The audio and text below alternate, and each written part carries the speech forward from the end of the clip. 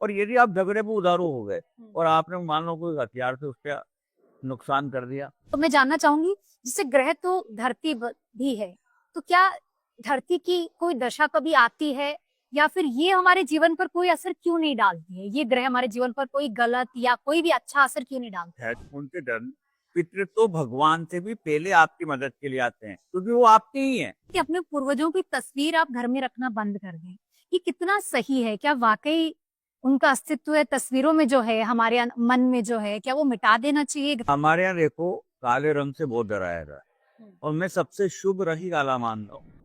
Hello, नमस्कार। मेरा नाम है ज्योति पुष्पेंद्र सिंह और आप सबका मैं एक बार फिर से स्वागत करती हूँ मेरे शो में, जिसका नाम है गपशप विद ज्योति में।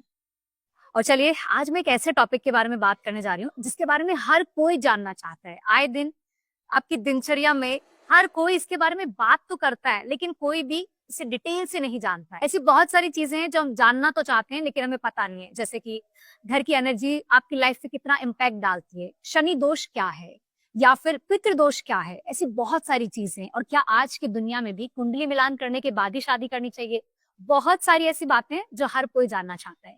चलिए, बिना देर किए मैं आज का ये शो शुरू करती हूँ।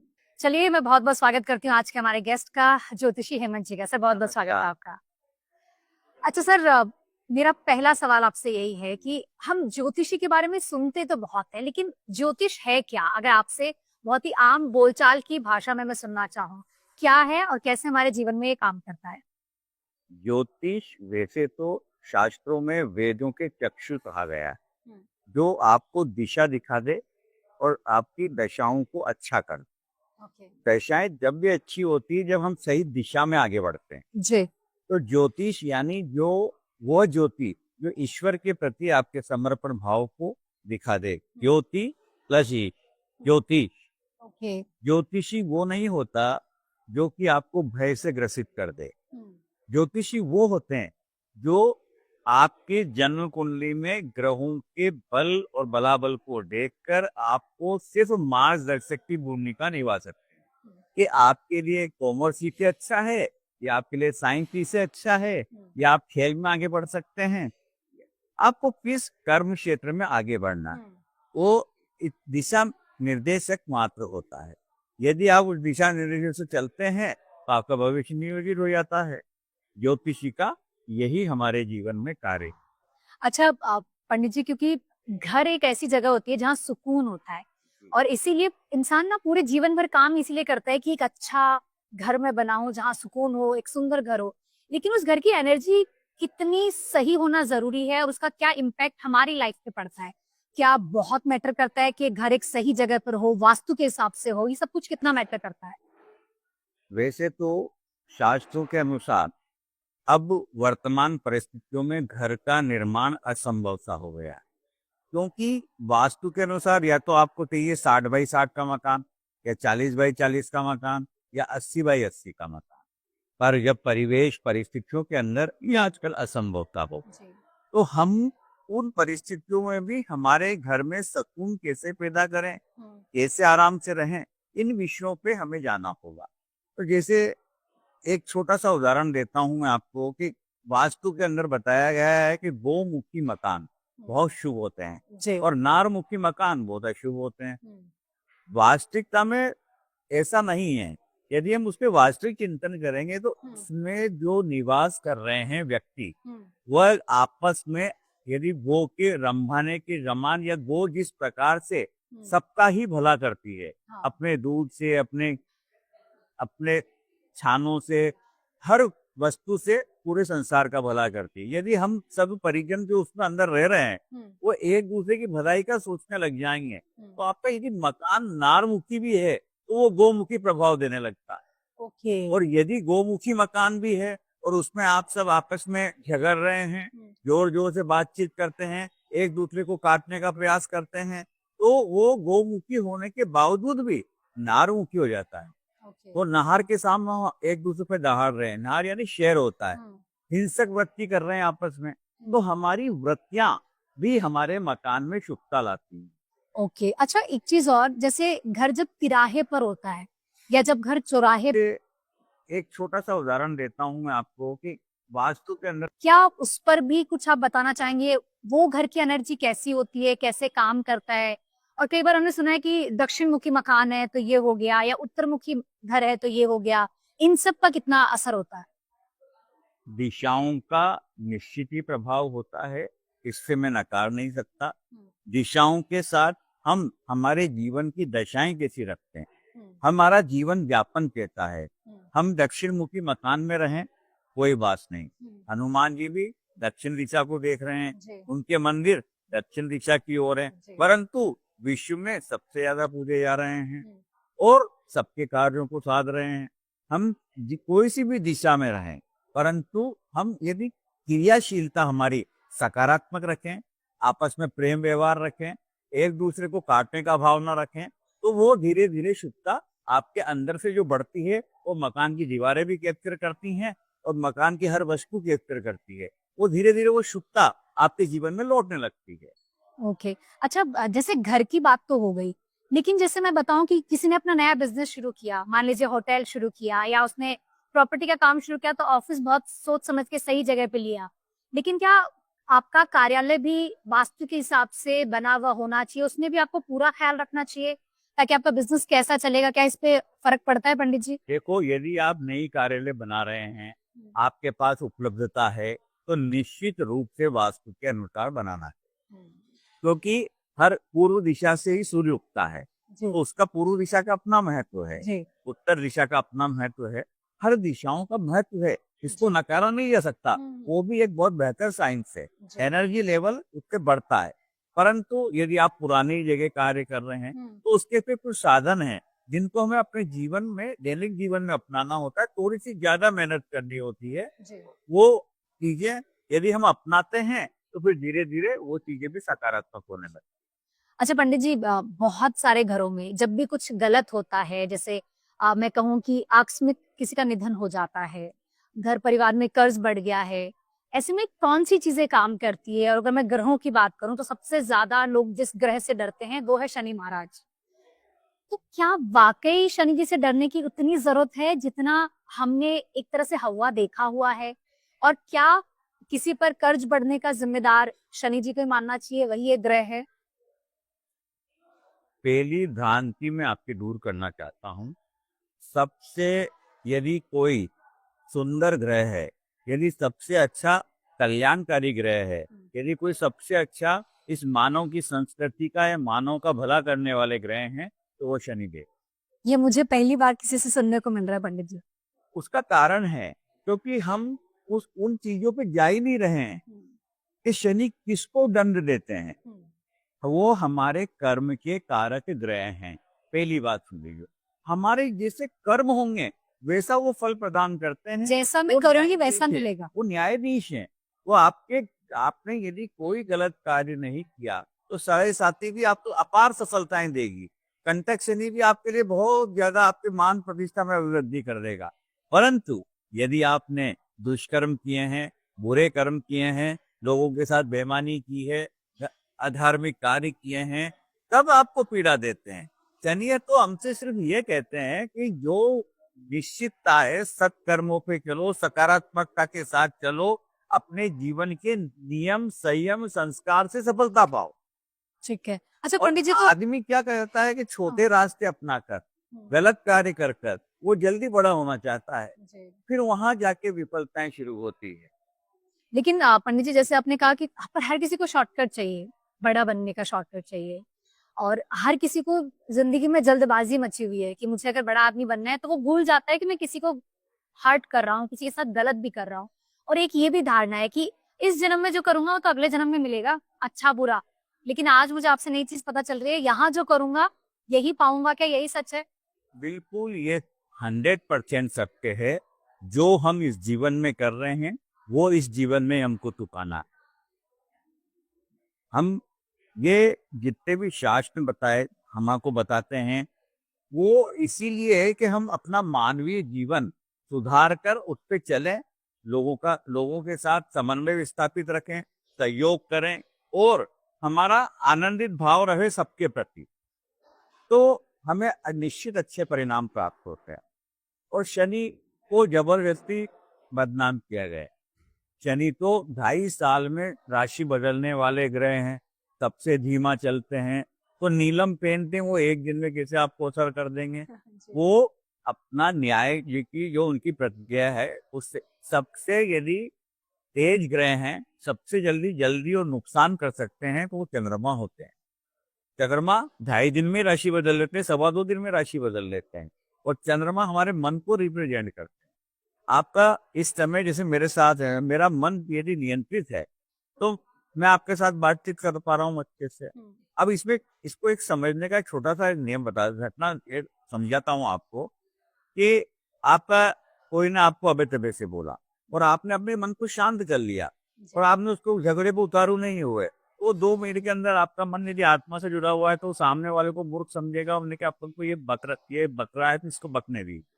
और यदि आप झगड़े पे उतारू हो गए और आपने मान लो कोई हथियार से उसका नुकसान कर दिया, तो वो शनि और वो राहु जब आते हैं जब चंद्रमा खराब हो जाता है। यदि मन नियंत्रित है तो कुछ भी नहीं हो। चंद्रमा है सबसे जल्दी। यदि कोई घातक ग्रह मानता हूं मैं, मेरा जो सोच प्रोसेस है वो मन है। मन नियंत्रित है तो सब कुछ नियंत्रित। अच्छा पंडित जी, ग्रहों की जब बात हो ही रही है तो मैं जानना चाहूंगी, जैसे ग्रह तो धरती भी है, तो क्या धरती की कोई दशा कभी आती है या फिर ये हमारे जीवन पर कोई असर क्यों नहीं डालती है? ये ग्रह हमारे जीवन पर कोई गलत या कोई भी अच्छा असर क्यों नहीं डालती? धरती के चारों ओर, धरती इन ग्रहों के चारों ओर चक्कर लगा रही है। जी। धरती की अपनी भी दशा है। आप देखते कि कोई धरती पे प्रचुर मात्रा में जल है, कहीं रेगिस्तान है, वो भी अपने अलग अलग क्षेत्रों के साथ अपनी परिणाम देती है। कोई आप कहते हैं ना कि किसी एक भूमि को हमें बहुत सरसब्ज हुए, कोई आदमी कोटा से जयपुर जाता है सरसब्ज हो जाता है, कोई उल्टा जयपुर से आता है यहाँ सरसब्ज हो जाता है। हमने देखा कि कोटा में देखते देखते शिक्षा का हब खड़ा हो गया। पूरा भारत, यहाँ पे पूरा भारत इकट्ठा हो जाता है। भाई ऐसा क्यों है? 2 कारण थे। नालंदा यूनिवर्सिटी हो, चाहे टेम्स हो, चाहे हार्वर्ड हो, सब जगह जितने भी तक्षशिला हो, चाहे वाराणसी हो, जितने भी बड़े शिक्षा के केंद्र हुए, वहां प्रचुर मात्रा में जल रहा है। और कोटा में चंबल है। कोटा में चंबल में का जल पहली चीज आवश्यकता होती है।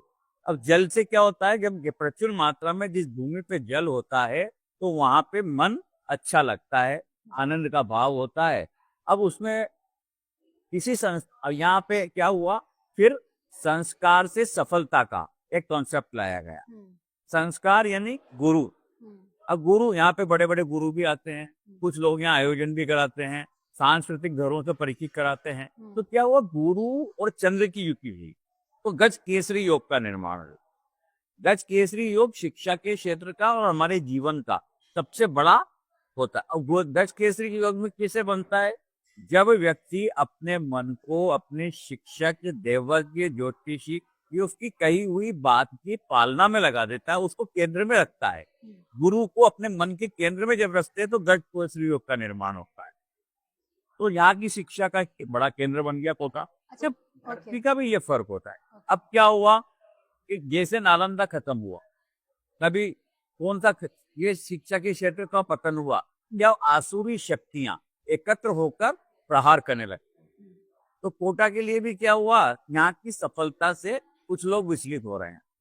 अब उन्होंने क्या किया कि वो आसुरी शक्तियां एकत्र होकर, मैं यही पूछने वाली थी आपसे कि अभी जो कोटा को देखना पड़ रहा है, एक तरह से कह सकते हैं कि लोग कहीं ना कहीं सोशल मीडिया पर कोटा को लेकर एक नेगेटिविटी फैलाने की कोशिश कर रहे हैं।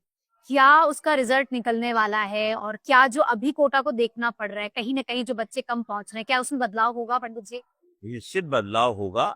लोगों को ये समझना पड़ेगा कि जो व्यापारिक प्रतिस्पर्धा होती है, कुछ लोग तो ये ऐसे होते हैं जो अपने व्यापार को उनसे बड़ा और अच्छा करके अपने आप को बड़ा करते हैं। जैसे मेरे से और कोई अच्छा ज्योतिषी, वो अपने अच्छाइयों से अच्छा करते हैं। और कुछ लोग ऐसे होते हैं, कुछ आसुरी शक्तियों से, जो आसुरी शक्तियों की पालना में लग जाते हैं। वो क्या करते हैं, योजनाबद्ध तरीकों से षड्यंत्र रचते हैं और उससे वो प्रहार करने की कोशिश करते हैं। अपने से जो उनका कंपटीटर है उसको वो नीचा दिखाने की कोशिश करते हैं, उस पर तरह तरह के आरोप लगवाते हैं। जबकि आत्महत्या कोटा की 4% की दर है, कुल 4%। परंतु और इसके लिए भी हम सब जानते हैं, उनके माता पिता भी जानते हैं, कोई शहर कोई आदमी जिम्मेदार नहीं जी होता। निश्चित तौर पर। निश्चित तौर पे उनकी खुद की आदतें होती है, कोई शिक्षा में आत्महत्या क्यों करेगा? परंतु जब मन खराब हो जाता है, यहाँ क्या होता है, एक और दूसरी बात मैं इसमें विद्यार्थियों से भी कहना चाहूंगा आपके जरिए, बच्चे जब माता पिता से अलग होते हैं, तो मतलब सूर्य और चंद्रमा, माता और पिता, पिता सूर्य के कारक होते हैं, माता चंद्रमा का कारक होती है। ये मन और आत्मा है, मन और आत्मा से पृथक होकर आप आए, वो आपके शेल्टर हैं, जो आपको राहु शनि और केतु से बचाते हैं कि इनके शत्रु हैं। तो क्या होता है, जब बच्चा यहाँ आता है तो यहाँ पे आसुरी शक्ति वाले लोग जो रात्रि कालीन विचरण करते रहते हैं, रात्रि काल में शनि राहु और केतु बली होते हैं, क्योंकि सूर्य चले जाते हैं। तो वो उस समय लोग वो क्या करते हैं, नशे का व्यापार और भी अनैतिक गतिविधियों में उन बच्चों को कैप्चर करने का प्रयास करते हैं। जो बच्चा ये गलती करता है, तो मैं ये कहना चाहूंगा, कोटा के एक एक व्यक्ति को सजगता अपनानी चाहिए, चाहे वो रिक्शा वाले हों, चाहे वो छोटे से दुकानदार हो। हमें हमारे पास के आओ भाव से पता चल जाता है कि ये गलत और बढ़ रहा है, उसको रोकने के लिए कोटा की जनता को भी आगे आने पड़ेगा। निश्चित तौर पर, और उम्मीद करते हैं इसमें बहुत बदलाव भी होंगे। अच्छा पंडित जी, पितृदोष एक बहुत बड़ा टॉपिक है जिसके मुझे लगता है कोई अंत नहीं है, और मैंने घरों में देखा भी है कि लोग, मतलब एक तो होता है मन से इच्छा से पूजा करना, और एक आप पितरों से डरते हैं, उस वजह से आप उनकी पूजा कर रहे हैं। क्या वाकई पितर परेशान करते हैं जाने के बाद, या इसमें भी कोई ऐसा सच है जो आज तक नहीं पता? पितृदोष को समझने के लिए सबसे पहले घर में ये समझ लीजिए कि आपका आपके माता पिता के प्रति कैसा व्यवहार, कैसा व्यवहार है या कैसा था? कैसा व्यवहार कर रहे हैं, या आपके माता पिता ने अपने दादा दादी के प्रति कैसा व्यवहार किया। पितृदोष जब जाके लगते हैं जब हम इनकी अच्छे मन से इनके लिए कर्तव्य पालना नहीं करते हैं। सेवा तो काउंट होगा नहीं, क्योंकि सेवा और कर्तव्य पालना में बहुत बड़ा अंतर है। जिसको हम जानते हैं उसके लिए हम कर्तव्य पालना करते हैं, जिसको हम दूर दूर तक नहीं जानते हैं उसके लिए यदि हम कुछ कर रहे हैं तो सेवा काउंट होता है। ओके। तो जो कर्तव्य पालना यदि आपने नहीं किए तो आप उनके ऋणी बनते हैं, वो भी आपकी संतानें ही आपको लौटाएगी। लेकिन क्या जाने के बाद हमारे पूर्वज पितरों के रूप में क्या हमें कोई दोष देते हैं या परेशान करते हैं पंडित जी? पितृ कभी किसी को परेशान नहीं करते हैं, वो हमारे उनके जीवन के अंदर जो हमने गलत किया है यदि उनके साथ, उन्हीं के पितृ परेशान करेंगे। यदि आपने शाश्वत रूप से उन्हें परमात्मा की तरह पूजा है, उनका कर्तव्य पालना अपने अच्छे मन से की है, तो वो कोई परेशान नहीं करते। और भी मैं तो ये कहूंगा, उनके डर पितृ तो भगवान से भी पहले आपकी मदद के लिए आते हैं, क्योंकि वो आपके ही हैं। तो क्या जैसे एक चीज और जो मुझे मिथ की तरह लगती है, जैसे कुछ लोग कहते हैं कि पितरों की पूजा नहीं करनी चाहिए, अगर आप उन्हें पूजते हैं तो वो मान्य हो जाते हैं, फिर वो समय समय पे आपको याद दिलाएंगे कि हम हैं आपके जीवन में। अगर आप उन्हें पूजना भूल जाएंगे तो वो कुछ आपके साथ गलत करेंगे। तो क्या हमें पितरों को पूजना चाहिए? पितरों की पूजा करें तब भी वो आपको आशीर्वाद देंगे, वो नहीं करेंगे तब भी वो आप उनके बच्चे हो, उन्हीं का अंश हो, वो आपकी रक्षा सदैव करेंगे। न उन्हें वो तो कोई अभिलाषा नहीं रखते हैं, हम करते हैं हमारी ओर से, हमारी ओर के आनंद भाव से करते हैं। जैसे आज मेरे ही पिता नहीं है तो हम उनकी पुण्यतिथि पर कोई आयोजन कर देते हैं, क्योंकि उससे स्मृति बनी रहती है, और उनके जितने भी लोग चाहने वाले होते हैं वो सब एकत्र हो जाते हैं, एक आनंद का भाव उत्पन्न हो जाता है, उनको याद कर लेते हैं। और हमारा कर्तव्य भी है, जो अच्छे माता पिता हैं जिन्होंने सृष्टि के लिए अच्छा किया है उन्हें हमें याद करना भी चाहिए। उसी से हमारी संतानों में वो चीज प्रत्यारोपित होती है। यदि हम अच्छे को भी याद नहीं करेंगे तो फिर कैसे होगा? ठीक है, लेकिन किसी के घर में अगर पितृदोष है तो क्या उसकी कोई रेमेडी, कोई उपाय है जो आप बता सकते हैं? सिंपल सा है, यदि आपके पितृदोष हैं और आपके पूर्वजों ने गलती करी है तो आप अपने आसपास में कोई बुजुर्ग देखें, असहाय हो, या कोई वृद्धाश्रम में जाके सेवा करें। और सिंपली 2 मंत्र हैं जिनका भी आप यदि जाप करेंगे तो उसके भी आपको राहत मिलती है। ओम सर्व पितृ प्रम प्रसन्नो भव ओम, और ओम एम पितृदोष शमनम ह्रीम ओम स्वाहा। इस मंत्र का आप जाप कर सकते हैं। पर सबसे ज्यादा है कि हम अपने आसपास में भी किसी बुजुर्ग को देख रहे हैं तो उसकी सहायता करें उनको, ठीक है। तो उससे वो ऋण आपके खिल जाते हैं। जो आपका बन चुका है, कहीं है बंधन है, तो वो टूट जाएगा और आनंद का भाव उत्पन्न हो जाएगा। ठीक है। अच्छा पंडित जी, एक सवाल और करना चाहूंगी, हो सकता है मैं गलत हूँ अपनी जगह या सही हूँ, मुझे नहीं पता। आजकल भागवत कथा जब भी होती है तो मैंने जो लोग भागवत कथा कहते हैं उनसे ना बहुत बार ये कहते हुए सुना है, वो लोग जब अंत में जब भागवत कथा खत्म होती है तो जितने भी पूर्वज हैं आपके परिवार में उन सबकी तस्वीरें मनवाते हैं और उस दिन पूजा में वो सबको शामिल करते हैं और वो साथ में ये कहते हैं कि अपने पूर्वजों की तस्वीर आप घर में रखना बंद कर दें।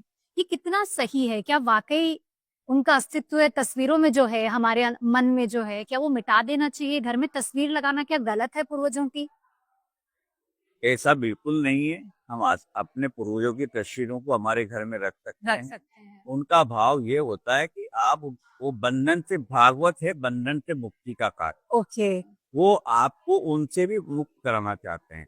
परंतु हमारा उनके प्रति विश्वास है, दृढ़ता है, तो हमें कोई मुक्ति की जरूरत नहीं। वो भागवत में क्या हुआ था, उनको मृत्यु को अंगीकार करना था। तो वो भी कहीं न कहीं जो हमारे अपने होते हैं, बच्चे होते हैं या पितृ होते हैं, उनके प्रति जो हमारी आसक्ति होती है, उसकी वजह से कोई आपके मोक्ष में व्यवधान ना हो, मुक्ति में व्यवधान ना हो, इसके लिए वो कहते हैं ऐसा। बाकी घर में रखने से कोई परेशानी नहीं है। आप घर में नहीं, अपने संस्थान में भी रख सकते हैं, इससे कोई परेशानी नहीं। अच्छा एक जिन पति-पत्नियों में बहुत झगड़ा होता है, मैंने बहुत बार कहते हुए सुना है लोगों को कि पता नहीं कैसे जब से हमने नया घर लिया हम दोनों में बहुत झगड़े बढ़ गए हैं, हमारे घर में तो गृह कलेश बहुत हो रहा है। इन सब में भी क्या घर की एनर्जी काम करती है? उनका बेड कहाँ लगा है? उनके रूम में कौन-सी चीज़ कहाँ है? क्या ये सब चीज़ें पति-पत्नी के रिश्तों में काम करती है? कितना इम्पैक्ट डालती है? घर की जो अंदर की एनर्जी होती है, उसमें क्या होता है, आज तक गिफ्ट्स दे देते हैं। हाँ, हाँ। हम खोल-खोल के लगा लेते हैं। जी। अब मालूम पड़ा कोई ने अकेली महिला लगा ली, हुँ। किसी ने ऐसी तस्वीर लगा ली जिससे खून टपक रहा है, जी। कोई ने महाभारत की तस्वीर लगा लेते हैं। तो ये तस्वीरों के जो इम्पैक्ट आते हैं, वो भी हमें जीवन में प्रभावित करते हैं। हर चीज़ के सराउंडिंग उसकी ऊर्जा होती है। जैसे चाकू है, तो चाकू के चारों ओर काटने की ऊर्जा है। यदि उसको अपने सही जगह पे उसको काम लेके नियत स्थान पे रख दिया, तो किसी को नहीं काटेगा। यदि वो पड़ा रहा चद्दर पे चद्दर काट देगा, अखबार पे पड़ा अखबार काट देगा, टेबल पे पड़ा टेबल पे सेट करेगा। क्योंकि एनर्जी तो उसके चारों ओर काटने की है, ऐसी जिसकी जोड़ने की है। ऐसे ही जैसे शिव पार्वती है, ये उनका जोड़ा हमेशा अखंड रहा और उनकी संतानें और सब पूज रही हैं। तो जैसे यदि कोई पति पत्नी जरूरत से ज्यादा झगड़ रहे हैं, कोई आकस्मिक कारण है, तो उनको फिर शिव की पूजन करना चाहिए, शिव के प्रति या शिव को पढ़ना चाहिए कि कैसे उनका जीवन चला।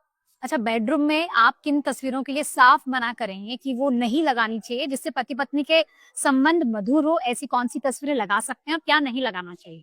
कोई सी भी ऐसी तस्वीर जिसमें कोई अकेला पुरुष हो, अकेली महिला ओके। ऐसी कोई तस्वीर ना नहीं लगाएं। लगानी चाहिए। ऐसी कोई ये जो झगड़े का ऊर्जा उत्पन्न करती हो, जो मार-काट की हिंसा की उत्पन्न करती हो, जैसे कोई तलवारें नहीं होनी, इस तरह की वहाँ होनी चाहिए। जैसे बेड्स हो सकती हैं 2, मतलब पेयर्स में होना चाहिए। और कोई जोड़ा होना चाहिए। श्रेष्ठ यदि मुझसे कोई पूछता है, यदि मैं देता हूँ किसी को, तो मैं शिव-पार्वती की तस्वीर देना पसंद करता हूँ।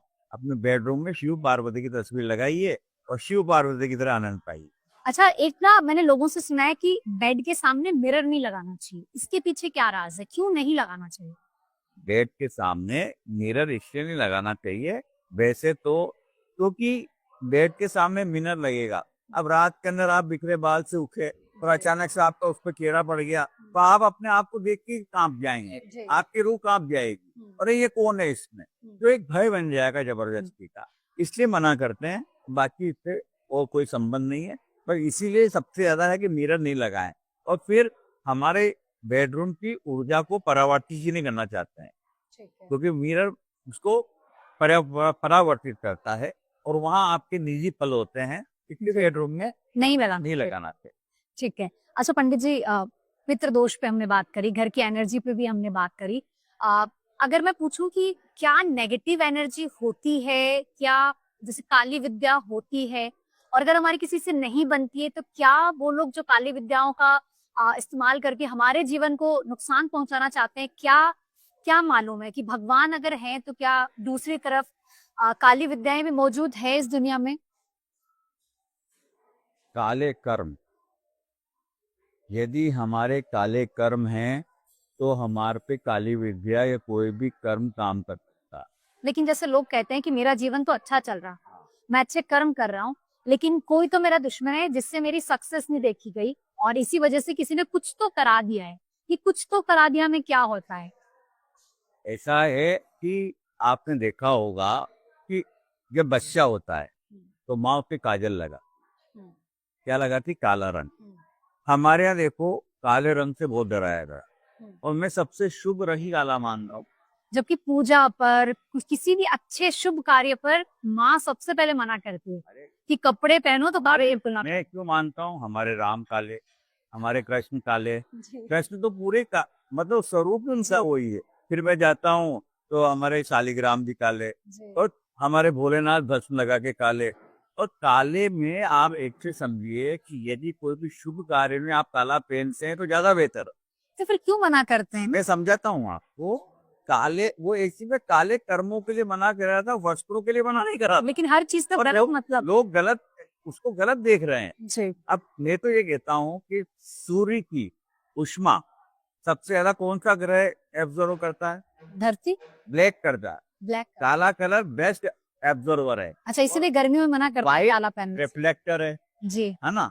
तो यदि आप कोई भी शुभ कार्य में जाते हैं तो आप यदि कोई काली चीज जैसे आपके हाथ में वो काला बांधते हैं धागा रक्षा के, तो वो क्या होता है? सन अपनी एनर्जी को उसमें लंबे समय तक संरक्षित रहती है उसकी एनर्जी। इससे माँ काला टीका लगाती है तो इसकी उसमें संरक्षित रहती है। अब देखेंगे कि इसीलिए जो कि रिफ्लेक्टर कौन सा होता है? व्हाइट। अब क्या हो तो पायलट चाहे नेवी के हों चाहे वो सूर्य के पास जाते हैं तो उनको व्हाइट पहनाया जाता है। यदि आप किसी शोक सभा में जाते हैं तो व्हाइट पहन के व्हाइट जाते हैं। पहनाया जाता है। क्यों? क्योंकि आप वहां की शोक संतप्त वृत्ति आपके अंदर ना आए, ठीक है। आप उससे परेशान ना हो ज्यादा।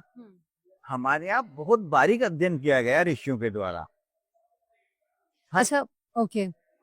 अच्छा पंडित जी, कुंडली मिलान में आप कितना मानते हैं और ये कितना जरूरी है जब पति पत्नी या कोई भी नया जोड़ा एक रिश्ते में बनने जा रहा है, तो कितना जरूरी है कि दोनों की कुंडलियां क्या रही है, उनके कितने गुण मिल रहे हैं, ये सही होना कितना जरूरी है? क्योंकि जैसे आप जानते हैं आजकल लव मैरिजेस, इंटरकास्ट मैरिजेस बहुत होती है और ऐसे में लोग ना इस चीज को लास्ट में लेके चलते हैं। अगर नहीं भी मिलान हो रहा है तो आजकल लोग झूठ भी बोल देते हैं कि हो गया है, मम्मी पापा कुंडली मिलान हो गया है, हमने करवा लिए।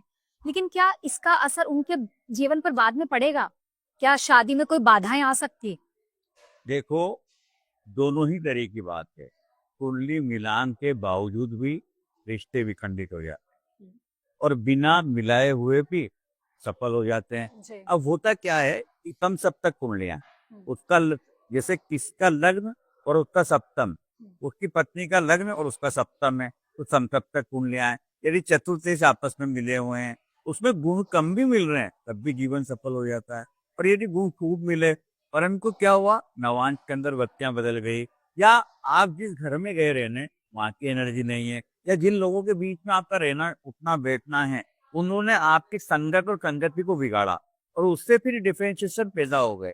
तो एक चीज को किसी भी चीज के लिए दोष नहीं ठहराया जाता, ठीक है। पर यदि उपलब्धता है तो कोशिश करनी चाहिए, नहीं है तो सबसे बड़ी बात है कि हम सही रास्ते पे चले, सत्संग संस्कार सब उसको अपना के जीवन पे आगे बढ़े।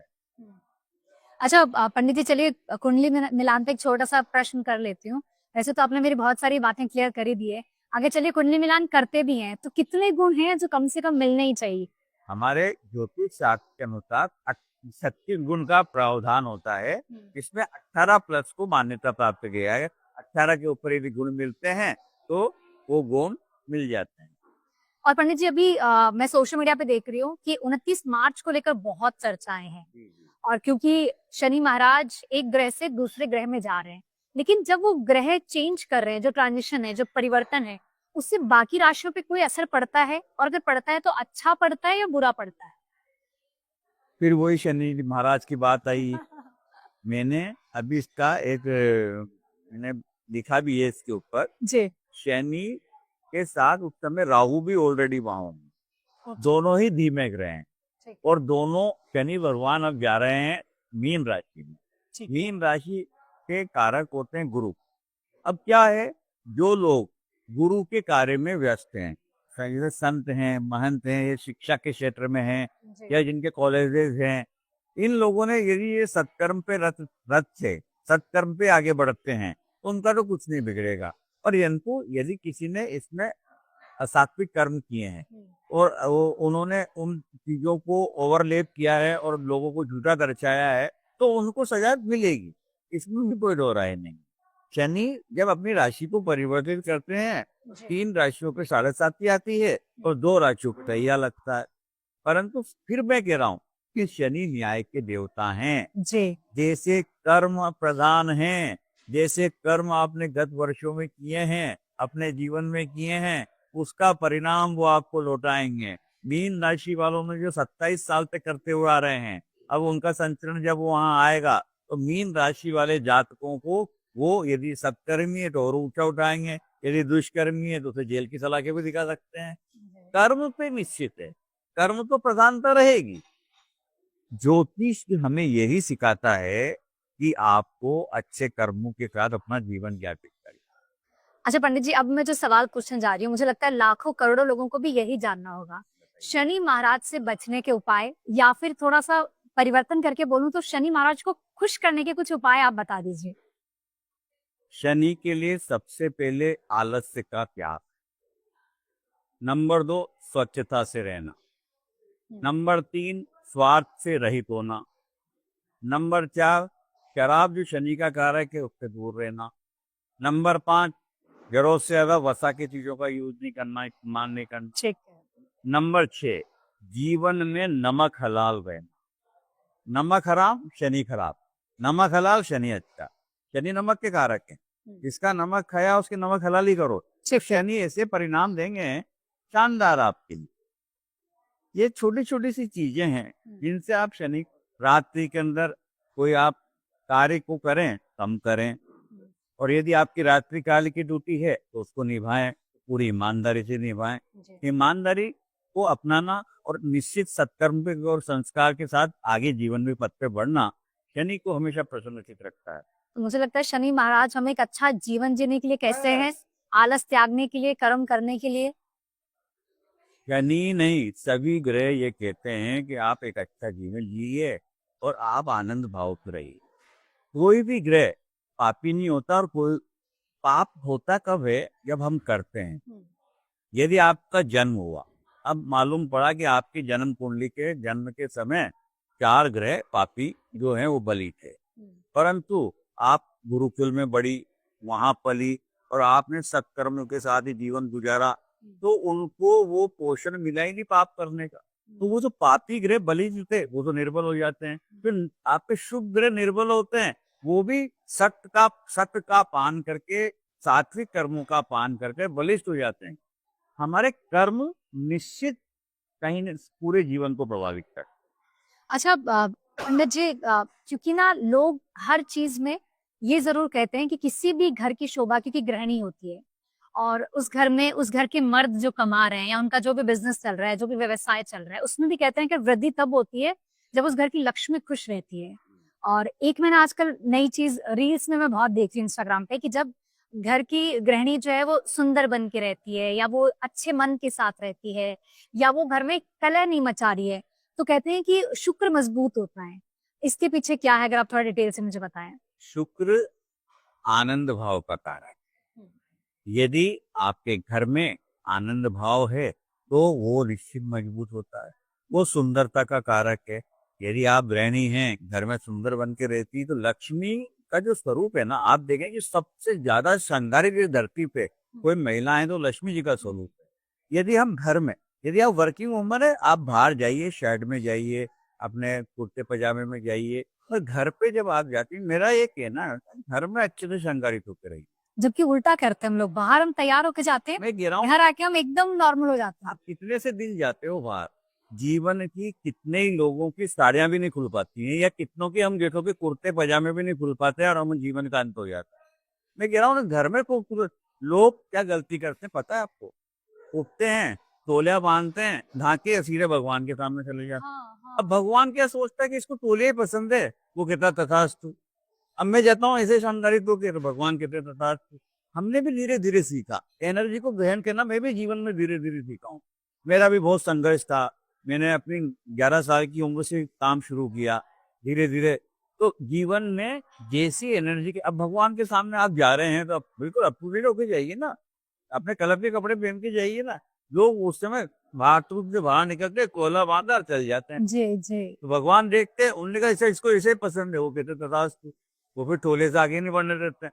तो हमें उन चीजों को भी सीखना होगा कि हमें कैसे जाना है ईश्वर के सामने। जी। ईश्वर के सामने प्रसन्नचित्त होके जाइए तो प्रसन्नता लौटाएंगे। तो ये छोटी छोटी सी चीजें बहुत मैटर करती हैं।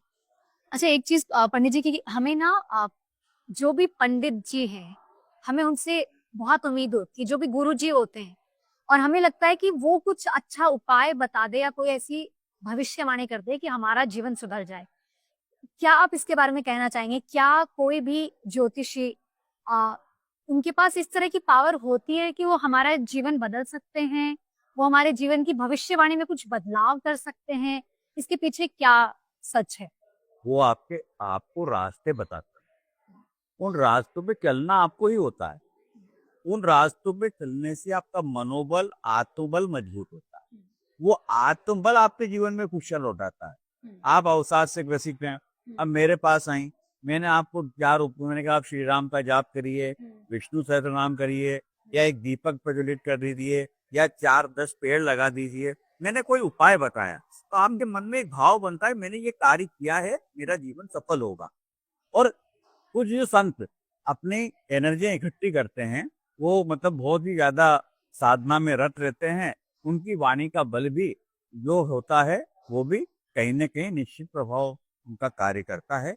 और वो कब तक देंगे? आप उससे ज्यादा बेहतर परिणाम आपके अब जो वो रास्ते बता रहे हैं, उन पे चल के प्राप्त होंगे। अच्छा पंडित जी, जीवन में ना बहुत सारी ऐसी घटनाएं होती है हमारे साथ जिनका जवाब हमें नहीं मिलता। एक तो स्वप्न, और दूसरा कई बार बहुत सारे लोगों को, इवन मैंने भी ये महसूस किया है कि कई बार हमें नींद में ऐसा लगता है कि किसी ने हमें जकड़ लिया है और मैं कुछ कर नहीं पा रहा हूँ, या मैं अगर चिल्लाना चाहूँ तो मैं शायद आवाज नहीं निकल पा रही है। और हो सकता है कि घर के किसी स्पेसिफिक कोने में सोने से हो रहा हो, या कुछ भी हो सकता है इसमें। लेकिन ये क्या है, और ज्योतिष में इसको क्या कहेंगे? क्या इसका कोई इसके पीछे कुछ सच्चाई है, या ये नेचुरल है और ये हमारी बॉडी के अनुसार हो जाता है, या इसके पीछे भी कोई ज्योतिष में कुछ है ज्ञान? ये नेचुरल नहीं होता है, ये पूरी प्रक्रिया है। जब हम दिन भर के जीवन को जीते रहते हैं, तो उसमें कितनी बार नकारात्मक विचार जो हमें अंदर तक पीड़ित कर देते हैं, वो कोई सी घटनाक्रम जिसको हम भूल नहीं पाते हैं। मतलब एक्चुअल में लोग भूत को लेके बात करते हैं, मैं वहां ले जाना चाहता हूँ। भूत होता है जो आपके जीवन में बीती हुई जो ऐसी घटनाएं जिन्होंने आपको पीड़ा दी है, और उनको हम बार बार याद करते रहते हैं, उनको हम हमारे दिमाग से नहीं निकाल पाते हैं। वही जकड़ने हमें नींद के, जब गहरे नींद के में होते हैं, तो वही चीजें हमें जकड़ लेती हैं। हमें ऐसा लगता है जैसे मकड़ी का जाला बन गया है हमारे ऊपर, हम खुद भी हिल नहीं पा रहे हैं। पर अंदर का जो इनर भाव है, मन के अंतःकरण की वो जो चीजें, जो चीज, जो जो तकलीफ मिट नहीं पाई है, वो हमें विचार हमें जकड़ते हैं। भूत होता है जो गलत बातें करे, जैसे कि मैं मेरे बच्चों से कहूँ कि मैं एक अचार का टुकड़ा लेके और एक पराठा लेके स्कूल जाता था, और हम तो पैदल जाते थे या साइकिल से जाते थे। तो अब मेरा बच्चा उठा के यही मुझसे कहते था, पापा अभी कितने खराब थी तो आप जाते थे। ये जो भूत है, ये इससे कुछ परिवर्तन होने वाला नहीं है। वो जो गलत बातें हम वो बार बार दोहरा रहे हैं, वो हमारे जीवन को रात्रि में भी इम्पैक्ट करती है, हमारे सपनों में भी इम्पैक्ट करती है। यदि आप आनंदित भाव से हैं तो आपको 4 घंटे की नींद पर्याप्त होती है। जब हम आनंद भाव में होते हैं तो नींद कम उड़ जाती है। जैसे कि आपने यदि एग्जाम दिया हो, तो हम ये सोचते हैं कि आज एग्जाम देने के बाद मैं इतना लंबा सोऊंगा और सुबह उठूंगा, और उस रोज नींद ही नहीं आती खुशी के बाद ये एग्जाम पूरी हो गई है। कि आप एक छोटा सा फेनोमेना बता रहा हूँ मैं तो आपको, और आप पिक्चर देखना चले जाएंगे और खेलेंगे, और रात को 12 बजे सोते होंगे 2 बजे सोएंगे, या यदि आप 10 बजे सोते तो 12 बजे सोएंगे। खुशियां नींद को, छोटी सी नींद में भी अपनी पूर्ति कर देती है। और यदि अवसाद में हैं, दुखी हैं, तो आपको मानसिक रूप से यदि आप थके हुए हैं, मानसिक कलेश है, तो 4 घंटे नहीं, 10 घंटे नहीं, 12 घंटे की नींद भी आपको कम पड़ेगी। तो सबसे पहले हमें ऐसी वृत्तियां और ऐसे कर्म करने हैं जिससे कि हम सदैव आनंदित रहें। हम क्या करते हैं? आजकल एक छोटी सी बात बताऊं, सबसे बड़ी प्रॉब्लम हो रही है मॉम कैट। इतने ज्यादा पॉजिटिव हो गए माता पिता कि अपने बच्चों को संघर्ष से भी रहित कर दिया है। जी। संघर्ष से रहित होने से क्या होता है कि जैसे ही किसी भी प्रकार की समस्या का वो सामना करते हैं, वो टूट जाते हैं, बिखर जाते हैं। जी। हमें अब जैसे हम जा रहे हैं, बच्चों को एक एक सामान हॉस्टल में जमा के आ रहे हैं, टूथपेस्ट भी लगा के आ रहे हैं, अरे उन्हें करने दो, नुकसान भी होता है तो होने दो। नुकसान से यदि कुछ के नुकसान से आपका बच्चा जीवन जीना सीख रहा है तो उसको स्वीकार करो। फिर हम खुद अपने बच्चों के पास में शैतान है, शैतान है, शैतान है, इसको जपते हैं। जब तुम जप रहे हो, मंत्री शैतान का जपो, तो आपका बच्चा शैतान ही होगा। और यदि 10 लोगों के बीच में आप कहेंगे हमारा बच्चा बहुत व्यवस्थित है, बहुत आनंद भाव से रहता है, बहुत आज्ञाकारी है, यदि वो बच्चा आपका शैतान भी है, मैं आपसे वादा करता हूँ 10-20 बार जब आप उनके लोगों के बीच में उसके तरह की प्रस्तुतिकरण करेंगे, तो निश्चित रूप से आपका बच्चा शांत हो जाएगा, अच्छा हो जाएगा, व्यवस्थित हो जाएगा, आज्ञाकारी हो जाएगा। क्योंकि हम क्या शब्द बना रहे हैं वो ब्रह्मांड में जा रहे हैं, वही प्रतिक्रिया से लौट रहे हैं। हमें खुद को भी सुधारना होगा। चलिए पंडित जी, बहुत सारी डिटेल से हमने बातचीत करी और बहुत सारी चीजें मुझे लगता है जो भ्रांतियां फैली गई थी वो शायद हमारे पॉडकास्ट के थ्रू बहुत सारी चीजों पर आपने डिटेल से बताया, उससे बहुत सारी भ्रांतियां क्लियर हुई होंगी। और उम्मीद करता हूँ फिर से आप हमारे पॉडकास्ट में हमारे साथ जुड़ेंगे और भी बहुत सारी चीजों पर हम बात करेंगे। अच्छा, आप अंत में कुछ कहना चाहेंगे? मेरे जीवन का एकमात्र लक्ष्य है ज्योतिष विषय को दैनिक जीवन तक लाना और सबको ज्योतिष से भय मुक्त कराना। ज्योतिष 100% सारी दृष्टि में 12 राज्यों में 9 ग्रह के संचरण से संचार चलता है, परंतु उसको डर की जगह आत्मसात करने का विषय बनाना, मैं ये चाहता हूँ। चलिए, बहुत बहुत शुक्रिया। उम्मीद करते हैं आपकी इस जर्नी में हम थोड़ा सहयोग कर पाएंगे हमारे पॉडकास्ट के थ्रू, और मिलेंगे फिर से आपसे, लेकिन एक नए पॉडकास्ट के थ्रू, एक नए टॉपिक के साथ। और अगर आप कुछ और देखना चाहते हैं हमारे पॉडकास्ट में, तो आप प्लीज मुझे कमेंट सेक्शन में बता सकते हैं कि किस टॉपिक पे आप हमारा गपशप विद ज्योति शो में एक और गेस्ट देखना चाहेंगे। और साथ ही अगर आप पंडित जी से कुछ पूछना चाहते हैं तो आप कमेंट सेक्शन में वो भी पूछ सकते हैं, मैं उनकी डिटेल जो है वो मेंशन कर दूंगी। चलिए, फिलहाल मुझे इजाजत दीजिए। नमस्कार।